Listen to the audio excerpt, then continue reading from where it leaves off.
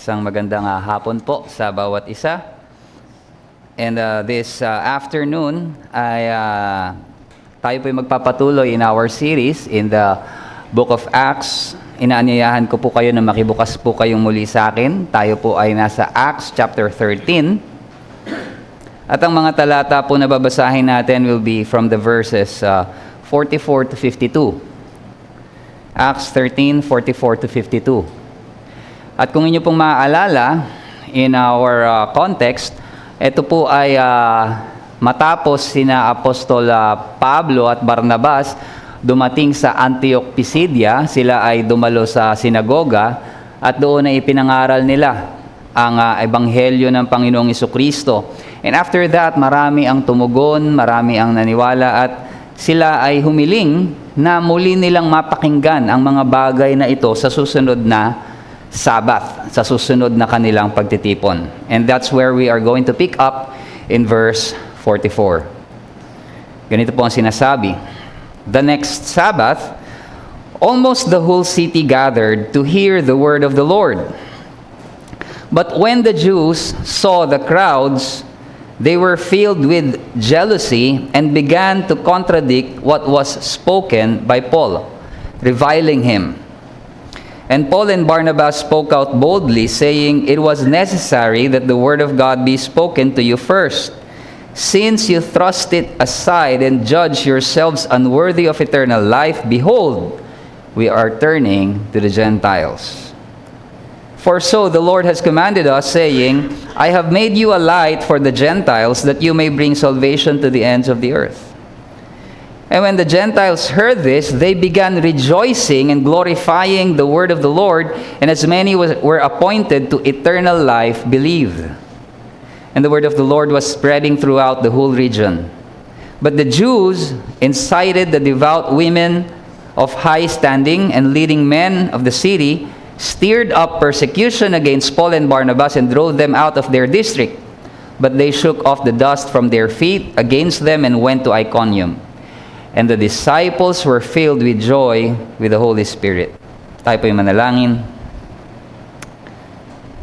Tunay nga aming Amang Diyos, tulungan niyo po kami sa hapon na ito na kami ay mamangha, Panginoon, sa iyong salita. Kami ay mamangha sa iyong paggawa ng pagliligtas. Makita namin, Panginoon, kung paanong ikaw ay kumilos sa amin. At maging ang ebanghelyo, Panginoon, mamangha kami sa pagpatuloy na paglaganap nito. At kami, Panginoon, ay maging kabahagi sa gawain, Panginoon, ng ebanghelyo. Samahan mo kami, buksan mo ang aming isipan, maging ang aming mga puso. Ito po ang aming dalangin sa pangalan ng aming Panginoong Hesus. Amen. Noon pong January 1956, so in the same month, kung nasaan tayo ngayon, may 5 misyonaryo ang dinala yung gospel sa Huranit tribe sa Ecuador. And maybe you're familiar with this sapagkat isa dito ay kilala ng marami, si Jim Elliot. At alam natin, if you're familiar with this, na ito ay nauwi sa trahedya. Because pagdating pa lamang nila doon, sila ay sinibat nitong mga Ruani tribe, and they died on the riverbank. Na kung titignan natin, nung naging balita ito to the watching world, ito ay parang, it is a tragedy. It is a disaster nung ibinalita. 5 buhay, it was cut short. Of course, ang pamilya nila, they were devastated. At parang yung mission, it ended in failure. And kapag binabanggit ang istorya na ito, madalas ang nabibigyan ng diin is the martyrdom of these men. But of course, kung alam natin yung istorya na to at hindi tayo tumigil doon, makikita natin yung greater truth. Kasi from a human perspective, it was defeat. But from a divine perspective, bahagi ito ng soberanong plano ng Diyos. At minsan ito yung mahirap tanggapin. kapag sasabihin natin na itong mga ganitong trahedya ay bahagi ng soberanong kalooban ng Diyos. But this disaster was the very means na ginamit ng Diyos para tawagin the men and women of that tribe to eternal life. Sapagkat paglipas ng panahon, bumalik yung mga widows nitong 5 kalalakihan na ito to the tribe, to the same people na pumatay sa kanilang mga asawa, at ang daladala nila ay pagpapatawad at hindi paghihiganti. At marami ang nanampalataya, including the very killers na pumatay sa kanilang mga asawa. They came to faith in Christ. At ito yung nagpapaalala sa atin, what we see here in our text this afternoon, in Acts 13, na ang Ebanghelyo, there will always be resistance in the gospel. It will be opposed, it will be rejected, and even reviled. Lalaitin ito. Maari itong pagtawanan sa mga pag dinadala natin. Pero hindi kailanman ang salita ng Diyos mabibigo. And those whom He has appointed to eternal life, ang mga itinalaga, itinakda ng Diyos para sa buhay na walang hanggan, ay mananampalataya, ang Ebanghelyo ay lalago, pero hindi ito sa pamamagitan ng sariling lakas, not through human effort, but through Christ and His Spirit. And so the simple message that we have this afternoon is this: rejection cannot hinder God's appointed plan of salvation. Rejection cannot hinder God's appointed plan of salvation. Dalawa lang ang titignan natin dito sa ating teksto, hatiin natin sa dalawa. And the first one is the gospel expansion. And the second one is the gospel opposition. Tignan po natin ang unang bahagi. In verse 44, nakita natin nung sumunod na Sabbath, the next Sabbath, sabi dito, almost the whole city gathered to hear the word of the Lord. Halos yung buong bayan. All of a sudden, sila ay nagtungo sa sinagoga para mapakinggan ang salita ng ating Panginoon. And siguro after nung preaching nung nakaraang Sabbath, at sabi nila, we want more details about this. Posible, throughout the week, yung mga disciples, yung mga Kristiyano, they were sharing the gospel. And so the following Sabbath, nagpuntahan itong mga ito, and almost the whole city gathered.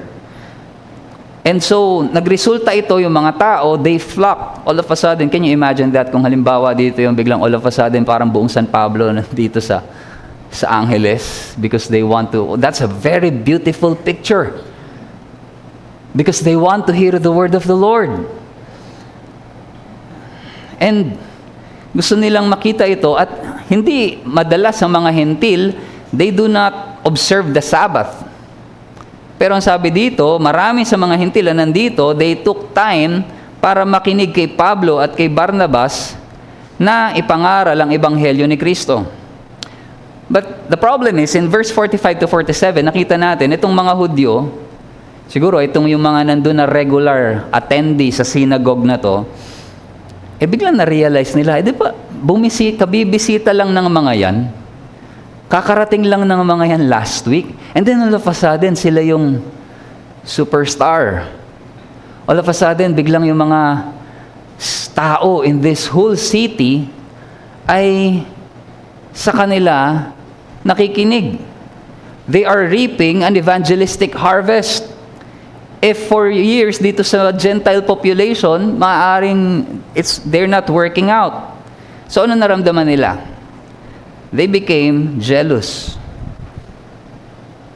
Nahili sila.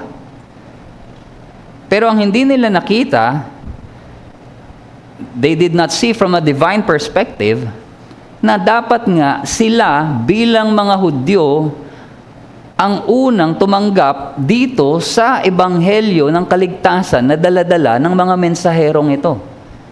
But instead of seeing that, ang nakita nila ay pagkainggit. Sabi, but when the Jews saw the crowds, ano naramdaman nila? They were filled with jealousy. Ang ginawa nila, kinontra nila. They began to contradict what was spoken by Paul, reviling him. So, parang biglang all of a sudden, habang nangangaral siguro si Pablo, kinokontra nila. Itong sinasabi, pinapangaral. Kaya, ang sabi dito, Paul and Barnabas spoke out boldly. Nandun pa rin yung tapang nila. Boldly speaking, ano sabi dito, it was necessary that the word of God be spoken to you first. Totoo, kinakailangan na sa inyo muna maipangaral ang mga bagay na ito. But since you thrust it aside and judge yourself unworthy of the eternal life, behold, we are turning to the Gentiles. Binabaliwala nyo ang mensahe ng kaligtasan na siyang ipinagkakaloob sa inyo na we are turning to the Gentiles. Naging abusive itong mga Hudyo kay Pablo, reviled him. Kinontradict nila yung ebanghelyo na ipinapangaral. Now, the thing is, ang mga Hudyo, they are God's adopted children. Tinanggap nila ang kautusan, tinanggap nila ang tipan, tinanggap nila ang mga pangako ng Diyos. They have the temple worship. Pinag-aralan natin yan, binabasa natin yan sa ating scripture reading, nakita natin yan. And sa kanila, nagmula ang Messiah. That is why it is necessary na ang ebanghelyo ay maipangaral muna sa kanila because they should have been the ones to recognize and realize na lahat ng fulfillment nung ibinigay sa kanilang mga pangako, tipan, ang fulfillment nun ay si Christ. Sila dapat ang unang makarealize nun. All these things na ipinagkaloob sa kanila, dapat sila kagad ang nakakita. Si Christ to, it's Jesus. Pero hindi. Hindi yun ang naging pangyayari, bagkus ni-reject nila yung gospel. And so, ibig ba sabihin dahil ni-reject nila ang gospel, the gospel failed? No. This will not hinder the advance and expansion of the gospel.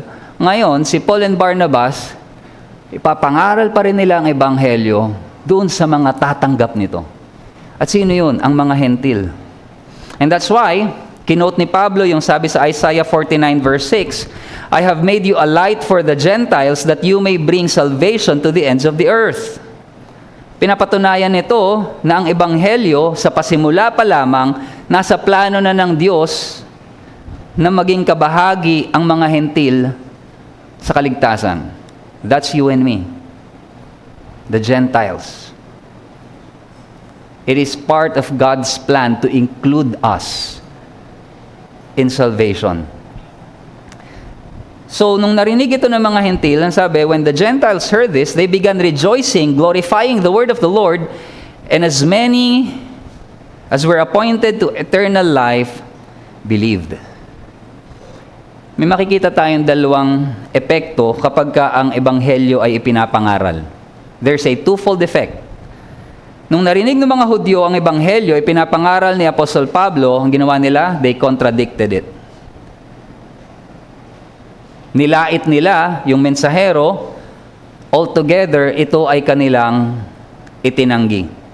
On the other hand, yung mga hentil na nakinig kay Pablo at pagpapaliwanag ng ebanghelyo, they were joyfully rejoicing with praise sa kanilang narinig.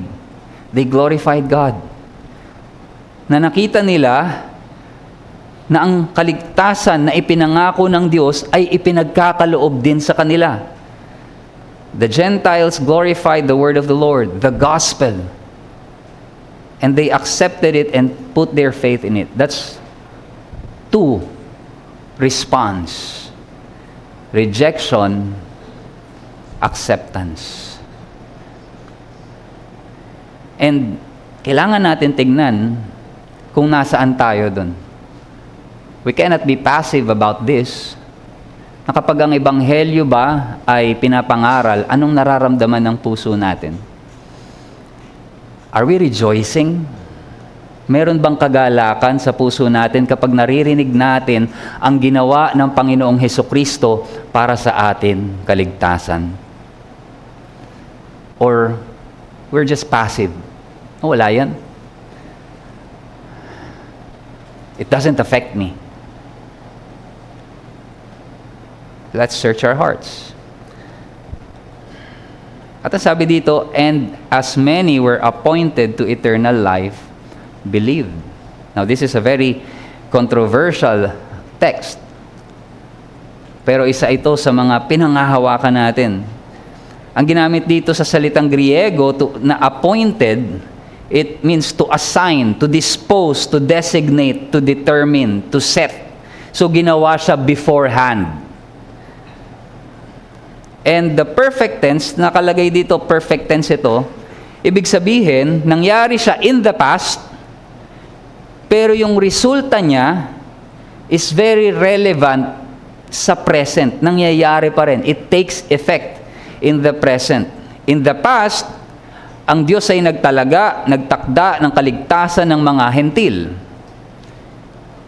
At ngayon, habang naririnig nila ang ebanghelyo, ang pagtatalaga na ito ay nagganap sa kanilang pagtanggap at pananampalataya kay Kristo at sa pagbibigay sa kanila ng buhay na walang hanggan.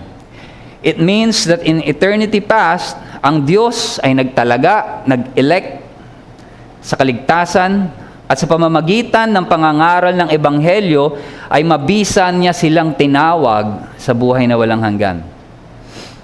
That's effectual calling. Election. God effectually called them. Minsan, kapag may pangangaral, nagtatanong tayo, saan ba ang problema? Doon ba sa preacher?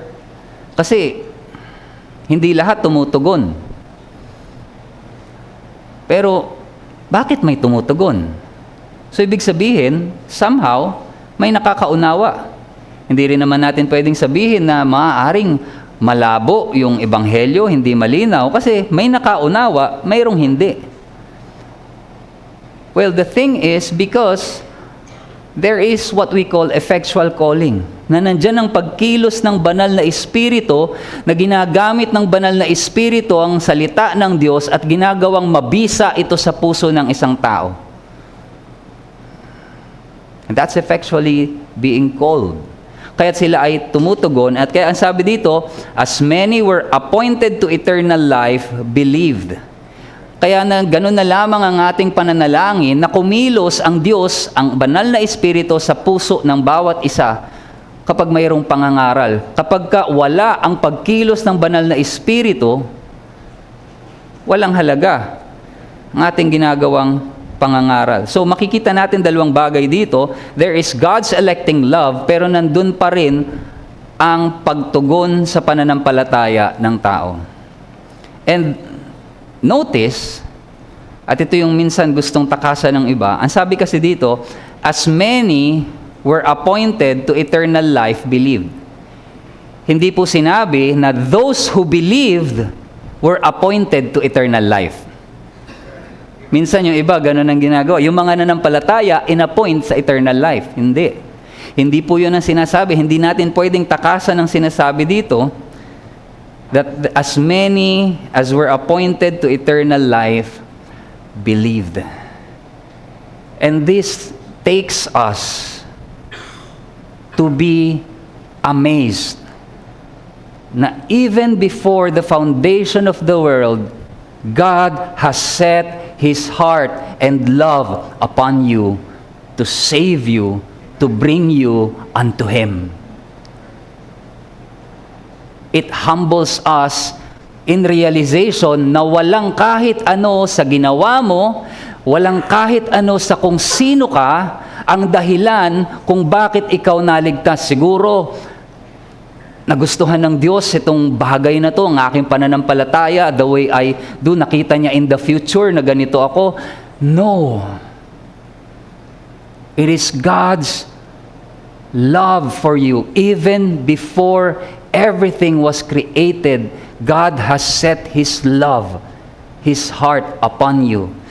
That is why nung narinig mo ang Ebanghelyo, nandun ang pagtugon because ikaw ay tinawag na ng Diyos mula pa sa walang hanggan. And so as an application for this, brothers and sisters, there must be a joyful response to the Word of God. Kailangan nating suriin kung paanong tumutugon ang ating puso kapag ang salita ng Diyos ay ipinapangaral. Do we receive it with joy? Do we receive it with anticipation? Mayroon bang pananampalataya or we reject what is being said? Kagaya na nakita natin, there is always two kinds of response sa Ebanghelyo. How do we respond when the gospel confronts us? Hindi ito tanong lamang sa mga hindi pa nananampalataya. Well, of course, this is a very important question para sa mga hindi pa nananampalataya. How do you respond to the gospel? Nananampalataya ka ba dito? Naniniwala ka ba na namatay si Kristo para sa iyo? Binayaran niya ang iyong kasalanan at hindi ka maliligtas ng dahil sa iyong gawa? That is an important question. Pero hindi ito tanong para lamang sa mga hindi pa nananampalataya. Tanong din ito sa atin na mga nananampalataya na. Do we rejoice when we remember what Christ has done? Do we say, yes, Lord, thank you, Lord, for this salvation that we have received? Do we respond with joy? Or, alam ko na yan. Sa ulado ko na yan eh. That's basic. Gusto ko yung mga malalalim na bagay, doktrina, yung challenging intellectually. Yes, kailangan natin mag-grow dun sa mga bagay na yon. But the gospel, the very fact na marinig natin ang ginawa ng Panginoong Hesukristo on the cross for us. Do you remember the very first time na na-realize natin yan? That your sin on the cross are paid. Do you remember that? Yung conviction. And then compare it now. Compare it now. How do your heart respond dun sa gospel? Does it still break you? With thankfulness and gratefulness na naging mabuti ang Diyos sa'yo? Or we became too familiar with these things na it has been something na kaya nating i-articulate kahit nakapikit, but void of emotion. Let us respond with joy and thankfulness with the Word of God. At makikita rin natin dito yung kahalagahan, yung urgency ng pagtugon kapag ka ipinapangaral ang Ebanghelyo, sapagkat ito ay hindi lamang impormasyon. Tinatawagan ka ng Diyos na tumugon sa katotohanan ito. And when it comes to missions, kung paano natin ibabahagi ang katotohanan ng Ebanghelyo, tignan natin, there's a pattern here na ginawa si Paul. They started with the nearest audience, then tsaka sila nag-widen. They started with the Jews, those who are close to them, yung kinsmen nila.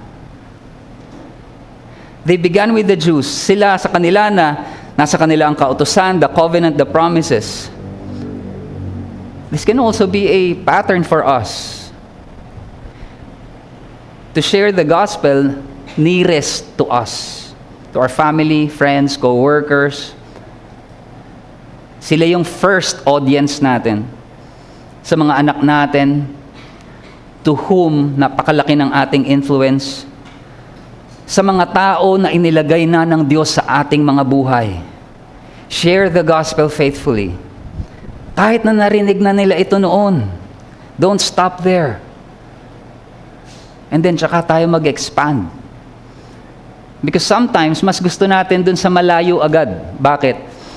Kasi alam natin, dun sa mga malapit sa atin, they know us. They know our weaknesses. And sometimes, it discourages us.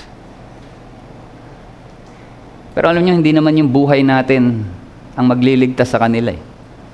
It is the gospel of Christ. Isang patunay lamang na kung mayroon silang nakikita na pangit sa atin, sa testimony natin dahil lumalago pa rin tayo sa kabanalan, and it shows that even a wretch like me can be saved. Not because I'm good, but because God is good. And they can be saved by the gospel. So the gospel will expand, not because of who we are, what we do, but because of Christ and His Spirit. The gospel expansion. And now let's take a look at the gospel opposition. Ang sabi doon, the word of the Lord, verse 49, was spreading throughout the whole region. Kumalat ang ebanghelyo. The word of the Lord did not fail. Yung gospel preaching ay namunga ng mga mananampalataya, lumawak. Tunay na kapag ipinapangaral ng may katotohanan ng ebanghelyo, may mga tutugon. Pero, anong ginawa nga? Dahil nga nagkaroon ng jealousy sa mga Hudyo, the Jews incited devout women of high standing, leading men of the cities, to stir up persecution against Paul and Barnabas and drove them out of their district. Nakita natin dito yung jealousy in action ng mga Hudyo. Sobrang inggit na inggit sila kay Paul and Barnabas dahil hindi nila ine-expect yung magiging tugon ng mga hentil dito sa ebanghelyo, and so nilaso ng kanilang isipan nitong mga religious people na ito. Imagine this, ha? Yung lumalaban sa ebanghelyo are the religious people. Kaya hinanap nila yung tulong ng mga maimpluwensya, the high-ranking women, leading men, and anong sabi dito? They instigated a persecution kay Paul and Barnabas. Kung paano nangyari yung persecution na ito, hindi na binigyan ng detail ni Luke, pero ang nangyari, they were driven out. Itong mga missionaries na ito, they were banished sa Pisidia. And sabi nga dyan, they shook off the dust from their feet. Pinagpagan nila yung alabok sa kanilang mga paa, at sila ay nagpunta sa Iconium. Ito po ay Jewish custom. Actually, tinuro din ito ng Panginoong Jesucristo. This is a Jewish custom na ang sinisimbolize nito, nire-renounce mo yung tao o isang bagay. Yung mga Pariseo, for example, pag galing sila sa lugar ng mga hentil, bago sila tumungtong ulit pabalik dun sa lupain nila, halimbawa sa Jerusalem, papasok na ulit sila ng Jerusalem, galing sila sa Gentile land, magpapagpag sila ng alabok ng paa. So that they will not be defiled. Para sa kanila, marumi yun, unclean yun. Magpapagpag sila ng paa. It was a symbolic act. Pero ginamit ito ng Diyos, ng Panginoong Jesucristo, tinuro sa kanyang mga disciples, and ito rin yung ginawa ni Barnabas and Paul, hindi dahil sa mga hentil, rather, to indicate na wala na kaming responsibilidad sa inyo. Hindi kami naging neglectful sa pangangaral ng ebanghelyo sa inyo, kayo yung nag-reject nito. Therefore, kapag bumagsak sa kanila ang paghahatol, they are without excuse. So sila, Paul and Barnabas, ay napaalis. Ano nangyari ngayon doon sa church doon? Nawalan sila ng leaders. All of a sudden, a church, a newborn church, is without their leaders. Can you imagine that? Ngayon sa atin, pag nalaman natin yun, isang church, o tayo, maranasan natin, halimbawa, nakakatakot yun.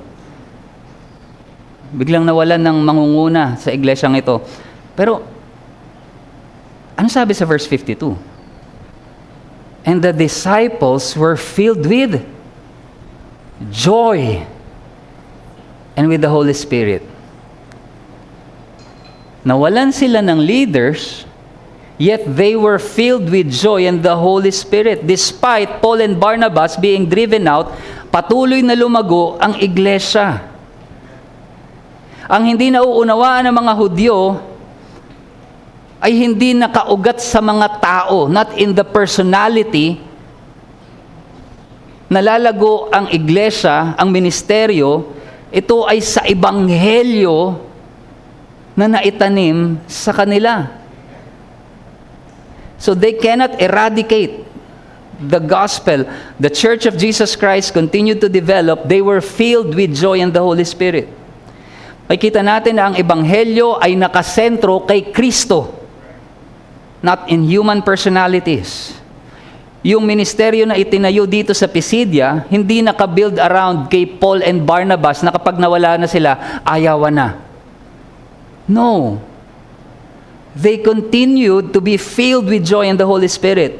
At ito ay nagpapakita ng authentic gospel ministry na hindi nakadepende sa karisma ng mga nangunguna, ngunit sa kapangyarihan ng salita ng Diyos at banal na Espiritu. So, the point here is this: the gospel will always meet resistance. There will always be resistance, but it will flourish. Ito'y patuloy na lalago, hindi sa pamamagitan ng human effort, ngunit sa pamamagitan ni Kristo at ng Kanyang Espiritu.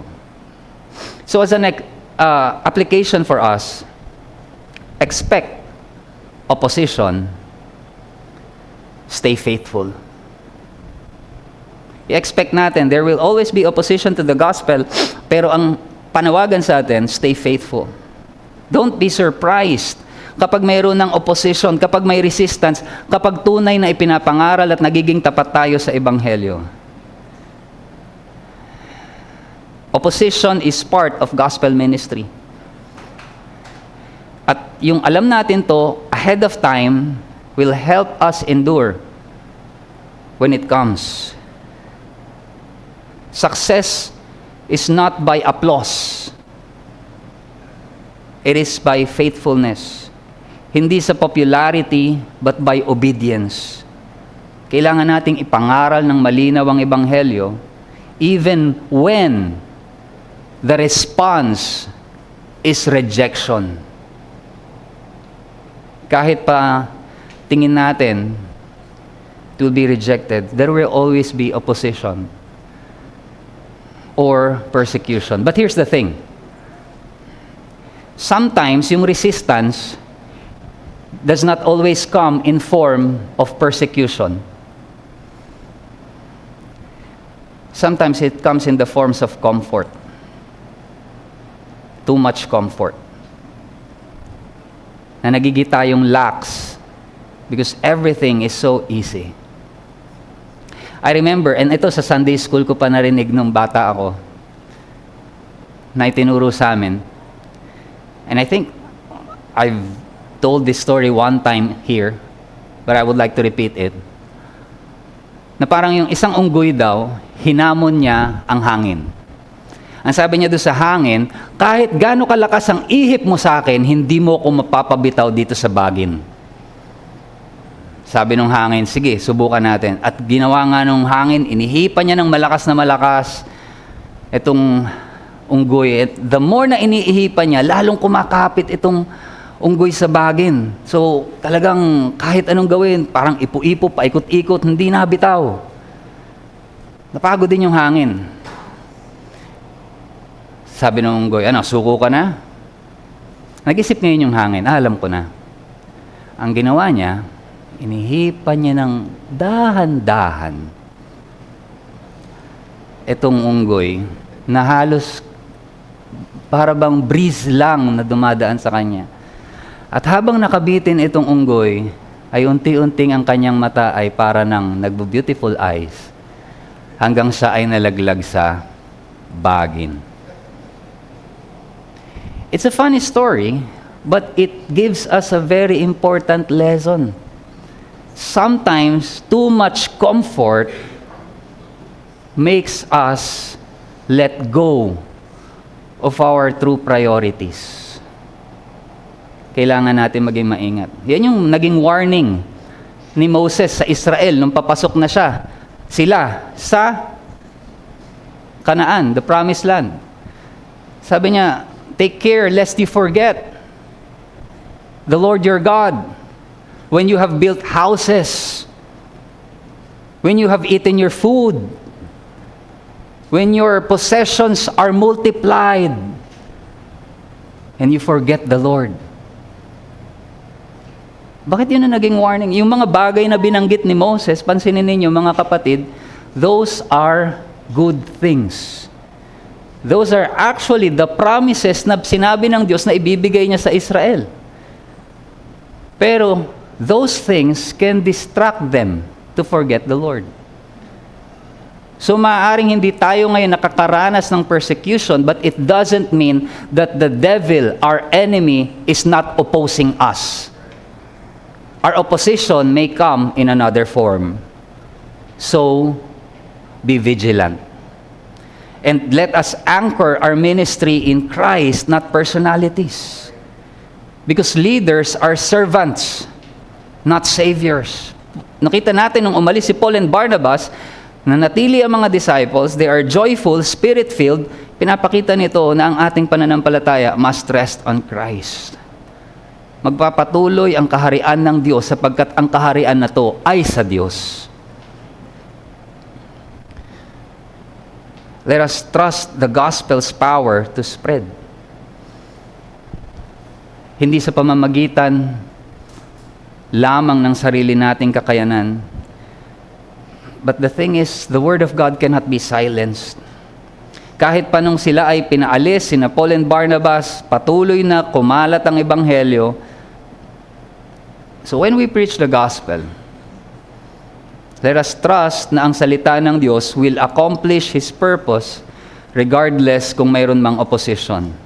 Let us serve with confidence, boldly sharing the truth. Alam niyo po, yung mga foresters, naobserbahan nila, yung mga oak trees pala, kapag sila ay itinatanim, lalong-lalo na dun sa mga lugar na mahahangin, dahil dun sa kanilang constant resistance, dun sa wind force, dun sa bitaw ng hangin, lalong lumalalim yung kanilang ugat para hindi sila mabuwal. At dahil doon, lalong tumitibay yung puno, yung oak tree. Without the wind, maaaring lumago yung puno na yon, mataas, but weak. But with resistance, itong oak tree na to, it becomes resilient, enduring, and unshakable. And the gospel works the same way. Nakita natin yan in Acts 13. Our missionaries, Paul and Barnabas, they faced jealousy, contradiction, persecution, pero patuloy na lumago ang Ebanghelyo, ang mga disipulo ay patuloy na mayroong kagalakan at banal na espiritu. The opposition did not weaken the gospel. It only drove its roots, lalong lumalim lamang ang ugat ng Ebanghelyo at pinatibay ang patotoo nito. So there is a timeless pattern na makikita po natin sa ating pag-aaral ngayon. The gospel expands, it will meet opposition, pero magpapatuloy ito because God ensures na ang kanyang salita will fulfill its purpose. And today, ang salitang ito, it continues to confront us. Nawa, as it confronts us, we respond to it the right way. Hindi tayo maaaring neutral dito, mga kapatid.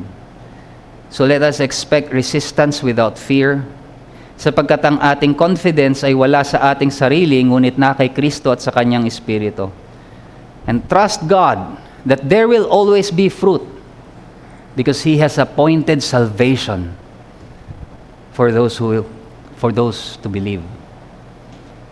God has appointed that salvation. We can be sure may tutugon because God has appointed it. His word will bear fruit. Tayo po'y manalangin. Aming Amang Diyos, tunay nga kami ay namamangha kung paanong ang Ebanghelyo ay patuloy na lumalawak. At ito ay dahil sa iyo, O Diyos. Kami namamangha, Panginoon, na ang Ebanghelyong ito ay naabot kami, nakarating sa amin, Panginoon, at mabisa kaming tinawag sa kaligtasan. Tunay nga, magkaroon nawa kami ng kagalakan sa mga katotohanan ito. Magkaroon kami ng kagalakan, Panginoon, na marinig ang ginawa ng Panginoong Jesucristo. Every time we hear it, O Lord, help us to rejoice and be grateful. At kapag dumating, Panginoon, ang oposisyon sa mga katotohanan ito na aming pinangahawakan, tulungan mo rin kami na maging matapat at umasa na magpapatuloy ang paglago, Panginoon, ng Ebanghelyo dahil hindi ito nakaugat sa amin, hindi nakaugat sa mga individual, ngunit nakaugat walang iba sa aming Panginoong Jesus sa pagkilos ng banal na Espiritu sa aming kalagitnaan. Salamat, Panginoon, sa iyo ang kapurihan at kalwalatian sa pangalan ng aming tagapagligtas na si Jesus. Amen.